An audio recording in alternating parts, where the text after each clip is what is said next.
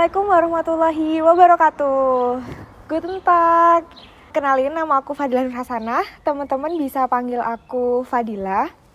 Sebelum aku mulai belajar bahasa Jerman pada hari ini, aku pengen ucapin herzlich willkommen. Selamat datang di season baru belajar bahasa Jerman bareng PPI TV Channel.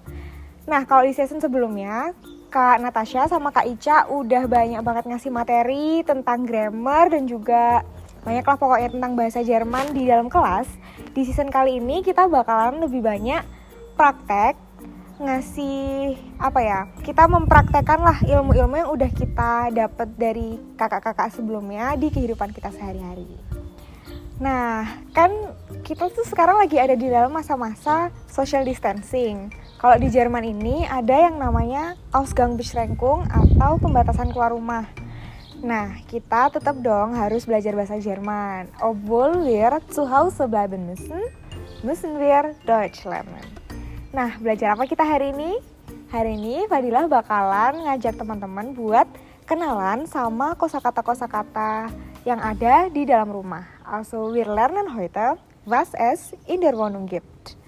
Ich zeige euch meine Wohnung und ich hoffe, dass ihr die Sache merken könnt. Oke, komm rein. Also, ihr seht hier Briefkasten.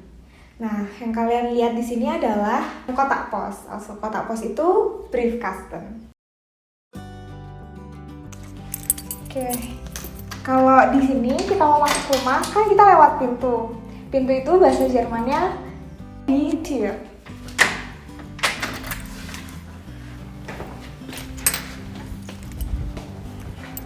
Nah, kalau yang ada tangga ini, itu namanya die Treppe. Tapi karena aku mager, jadi kita naik ke atasnya, naik lift aja, namanya Aufzug.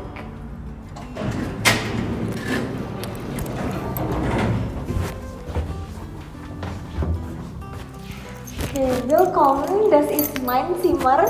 Ini kamarku. Kita masuk aja.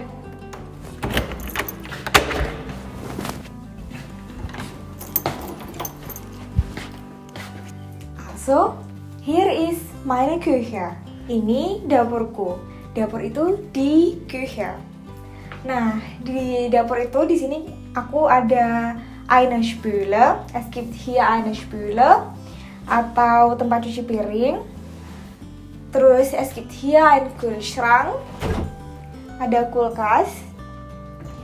Es gibt hier ein Regal atau rak tempat aku nyimpen makanan.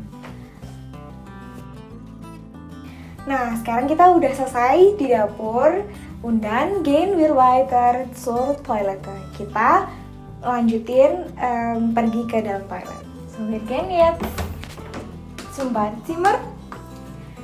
So, kalau di kamar mandi ada tempat mandi kan? So, man nennt das die Dusche.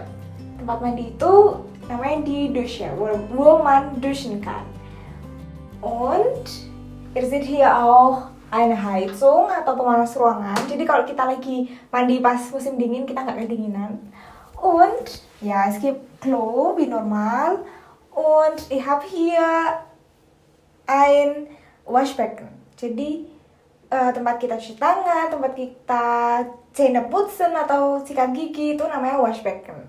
Terus biasanya di tempat Waschbecken juga ada der Spiegel atau cermin. So, damit sind wir fertig mit dem Badezimmer. Und gehen wir jetzt weiter.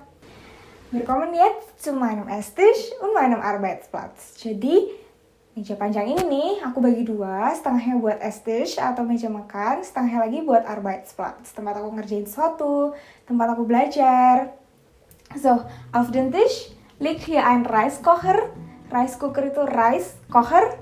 Und ich habe hier ein paar Snacks, Essen und die Soße. Saus itu di Soße.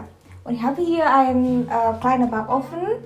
Jadi kalau kecil itu klein, terus oven itu Backofen. Jadi kalau oven kecil itu ya kleiner Backofen. Und hier seht ihr ein Taschentücher.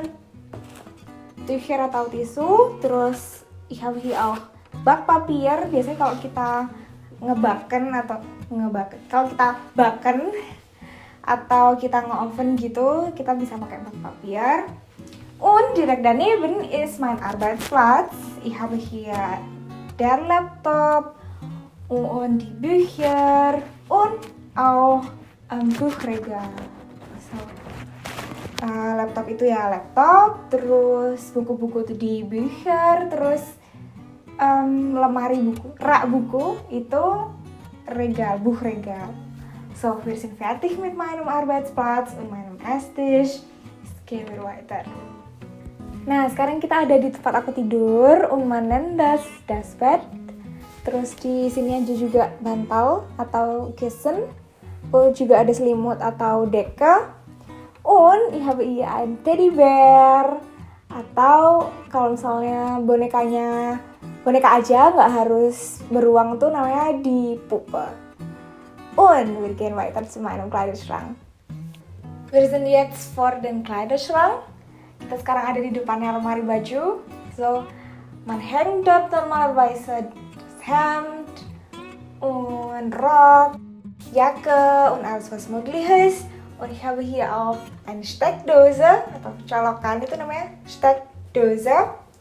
Und gibt es hier auch ein Regal, wo ich mein Skincare lege.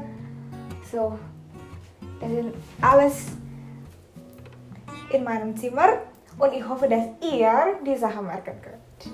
Oke? Nah teman-teman, kalau teman-teman udah pernah nonton atau yang belum pernah nonton jangan lupa nonton. Di season 1 tuh udah pernah ada pembahasan tentang materi dari kasus. Terus di situ udah ada lengkap banget perubahannya gimana, bentuk-bentuk posesifnya gimana, dan juga ada pembahasan tentang preposisi kemudian diikuti oleh kasus apa gitu. Keren kan? Kita bisa nih gunain kata-kata yang udah kita pelajarin hari ini sesuai dengan materi yang udah dibahas di season 1 itu. Kapan sih suatu kata benda itu bisa jadi datif, kapan bisa jadi akusatif? Suatu kata benda bisa jadi datif ataupun akusatif tergantung sama kata kerjanya atau verbennya. Kalau misalnya dia transitivus verb, maka biasanya akan diikuti oleh objek yang sifatnya atau kasusnya akusatif. Kalau dia intransitivus verb, akan diikuti oleh objek yang genetif atau datif atau bahkan nggak diikuti objek. Nah, contohnya nih, kalau transitivus verb itu adalah kata kerja yang normalnya diikuti benda. Misalnya, ich lese ein Buch. Aku membaca sebuah buku. Nah, kalau misalnya aku membaca aja, atau misalnya kata lain deh memberi. Ich gebe eine Puppe. Nah, itu kan aku memberi. Memberi apa? Atau ich lese, membaca apa? Normalnya kita akan mengikuti objek setelah kata kerja itu. Kata kerjanya disebut dengan transitivus verb. Dan kata benda yang mengikutinya adalah akusatif objek. Nah, di situ tadi kan ada ein Buch, terus eine Puppe. Itu dua-duanya adalah akusatif objek. Tapi aku bisa juga nih nambahin objek datif di sela-selanya. Misalnya, ich gebe ihr eine Puppe. Aku memberikan dia perempuan sebuah boneka. Karena di sini ada dia perempuannya dan dia perempuan ini bukanlah objek utama dari kalimat aku memberi, melainkan dia hanya objek tambahan datif, maka dia kasusnya adalah datif, bukan akusatif sebagaimana si puppe di puppe ini yang merupakan objek utama dari kalimat dengan transitivus verb tadi. Terus kalau intransitif gimana?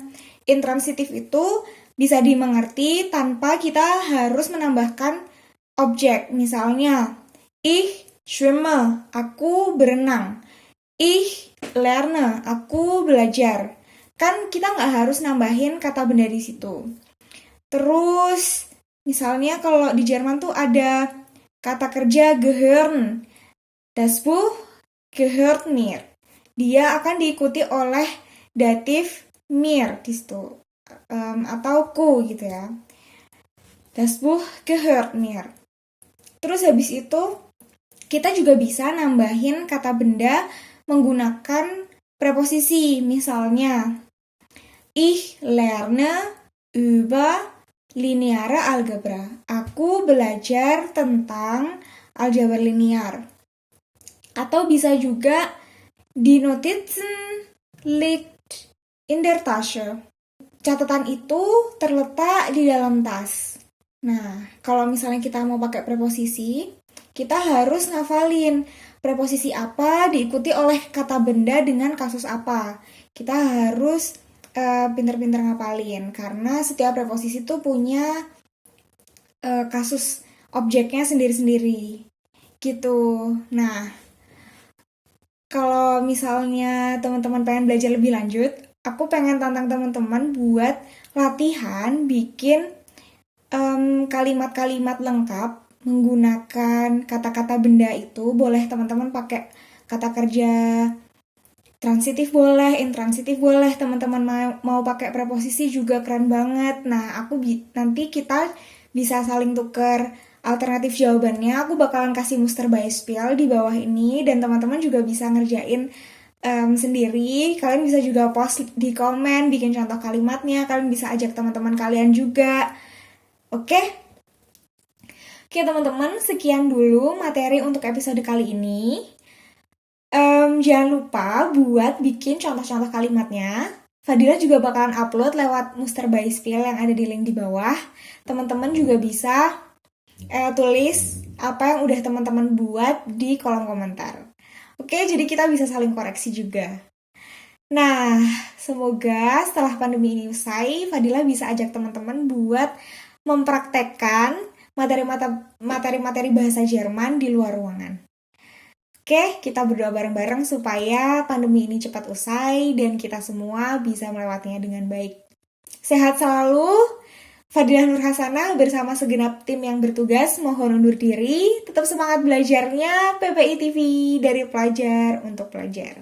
Assalamualaikum warahmatullahi wabarakatuh.